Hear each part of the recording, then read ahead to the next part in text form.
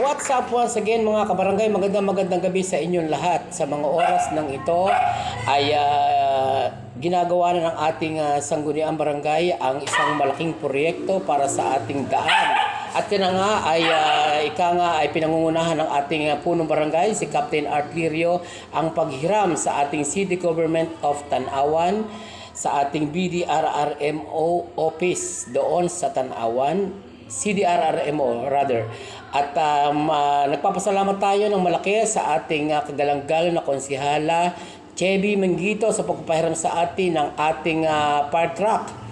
Dahil kung hindi ito ay hindi malilinis ang mga daan dito sa ating Tikbil area, kung saan kailangan maalis yung mga tikatik ng mga semento at mga buhangin at mga lupa at mga putik dyan sa harapan na yan ng tindahan ng ating kamag-anak.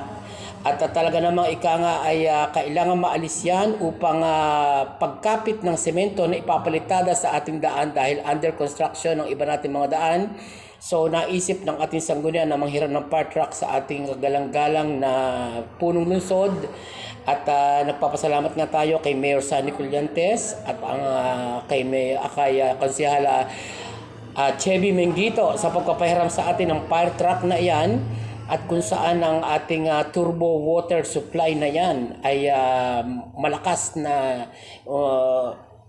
nag-aalis ng mga bara-bara sa ating mga kanal at sa ating daan na kailangan palitadahan na habang hindi pa umuulan.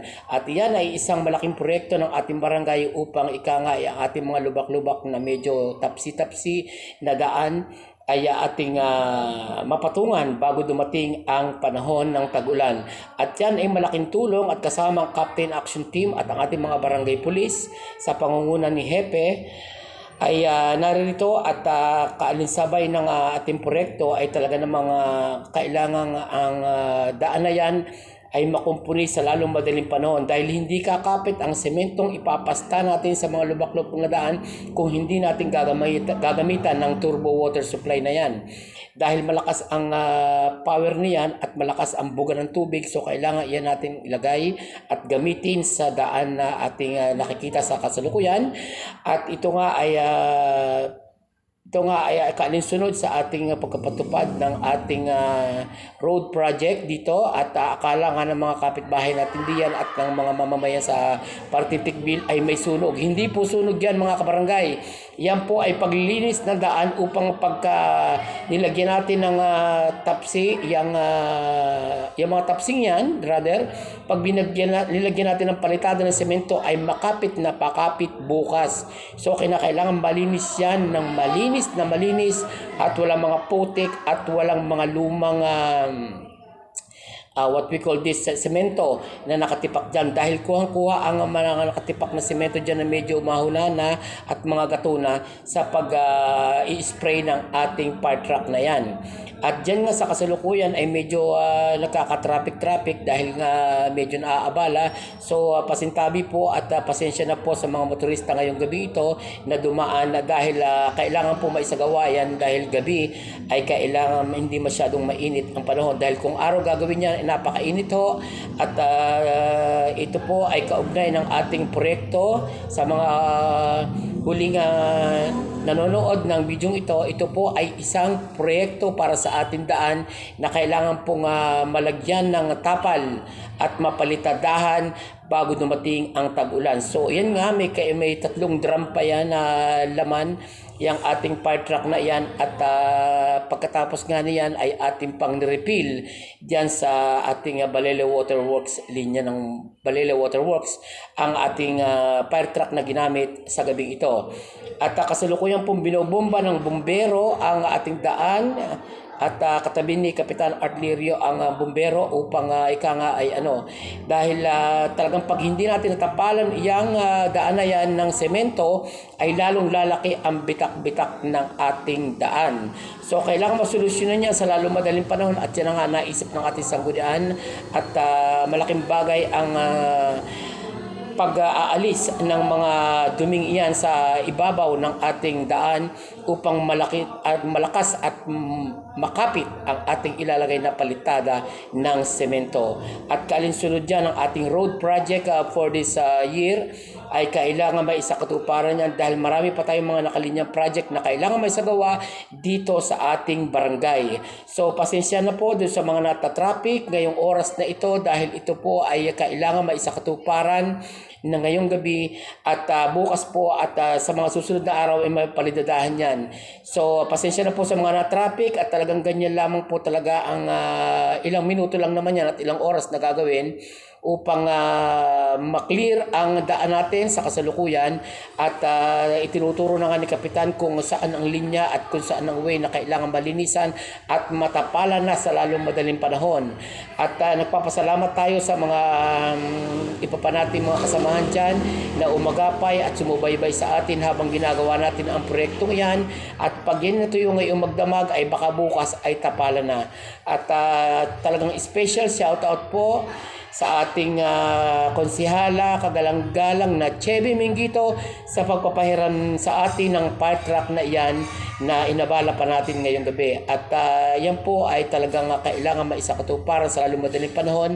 At ika nga ay malaking tulong ang ginawa ng ating gagalang-galang na Chevy Mingito sa pagpapahiram ng fire truck na yan upang masolusyonan at mabilis ang trabaho ng ating mga proyekto dito sa ating barangay. Pati po iyang mga kanal na yan ay pag nasirita na yan ay talagang linis na linis at anod na anod ang mga duming nakabarak dyan bago sisimutin at ilalagay na lamang sa tamang lalagyan.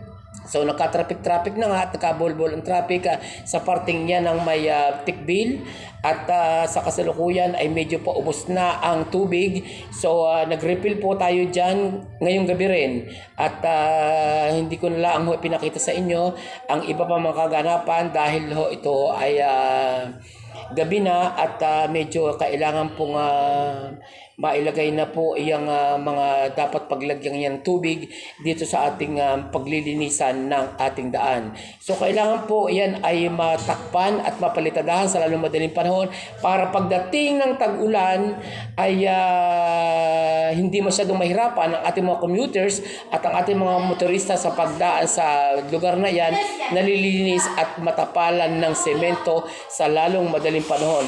So kailangan makoncrete po ang daan na yan at in the meantime ay talaga naman pong medyo paubos na ang tubig. So kailangan ma-refill na natin ang ating fire truck this evening at kailangan yan ay matuyo ngayong magdamag at bukas o sa makalawa ay mapalitadahan na yan ng maayos na maayos at kailangan yan ay kapit na kapit ang sementong ilalagay upang ang ating daan ay makinis na madadaanan ng ating mga motorista, ng ating mga baltoda, ng ating mga tricycle drivers at ng ating mga motorista, mga nakakotse at kung ano-ano pa sasakyan upang maiwasan ang mag-traffic at magkabuhol-buhol sa may parting yan.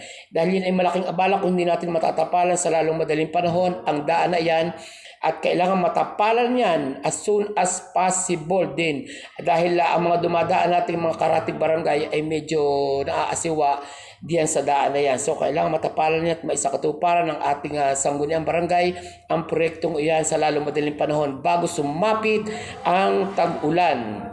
At yan na nga at nakikita natin sa kasalukuyan pa rin at medyo mahina ang ating flashlight kaya medyo madilim mga kabarangay ang ating pagkuha ng coverage sa mga sandaling ito dahil paubos na rin ho ang tubig in the meantime. At marirefill na ho yan maya-maya at itutuloy pa ho natin ang paglilinis ngayong gabi ito at hindi na ko na lang nakuna ng coverage pa ang ipapambahagi ng proyektong ito dahil tayo ay bumalik na uli sa ating barangay hall upang mag-recharge ng ating cellphone at lobat na. So, yan lamang po ang ating report ng ating sangguniang barangay for this day. At sana po ay palagi kayo nakasuporta at nakatutok sa ating mga proyekto dito sa ating barangay. At malugod kong binabalita sa inyo na marami pa hong proyekto ang gagawin natin sa ating sanggunian. At kailangan po yun ay may sakatuparan bago dumating ang nalalapit na tag-ulan. So ayan ho, paubos na nga ang tubig sa mga oras na ito at kailangan ma-refill na yan doon sa linya ng Balele Central Waterworks and West Balele Waterworks. So medyo bubuksan ho natin ang makinarya ng tubig doon ho sa may kanluran upang makakuha ho tayo ng refilling ng tubig diyan sa ating fire truck na ginagamit ngayong gabi. So yan lang po mga kabarangay ang ating report, and thank you so much for watching, at mabuhay tayong lahat at lagi po tayong magkaisa at panatilihin ang kalinisan ng ating daan at ng ating paligid. And salamat at special mention again to Kasihala Chevy Mengito na nagpahiram sa atin ng fire truck na nanggaling po sa kanyang tanggapan. And thank you so much sa mga fireman ng ating city, fireman. Ayan ho, salamat ho ng marami sa inyo lahat sa pagtulong sa paglilinis ng ating daan. Special shoutout ho sa lahat ng ating mga nakatulong ngayong gabi, at lalong higit po ang ating mga barangay police at Captain Action Team, at also sa ating punong barangay Captain Art Lirio.